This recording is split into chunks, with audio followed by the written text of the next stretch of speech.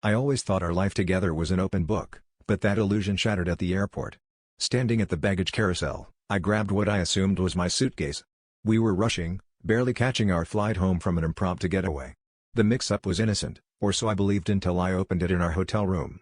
Nestled among her clothes were stacks of cash, almost too much to count, and a passport with a picture of my wife but a different name.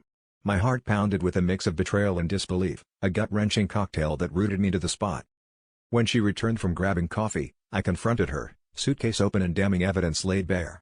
Her eyes widened, not with guilt, but with something more alarming, indifference. "We need to talk," she said coolly, as if this were just another one of our petty arguments about leaving the toilet seat up. I demanded answers, and she told me a story that sounded too wild to be anything but fiction. She claimed she was working undercover for a government agency, and this was all part of an operation. But the cracks in her story were glaring, and her tone lacked the urgency of someone in danger. As the evening wore on, I noticed a subtle change in her demeanor, a flicker of something akin to fear. The phone calls she took in hushed tones, the way she kept glancing at the door, it all painted a picture I couldn't ignore. My mind raced back to those moments when she would disappear without explanation, the business trips that seemed too frequent. Was this the life she'd chosen, or was it a desperate attempt to cover something far more sinister? The longer I sat in silence, the more I doubted everything she'd ever told me. In a moment of clarity, I realized the truth was a tangled web I might never fully unravel.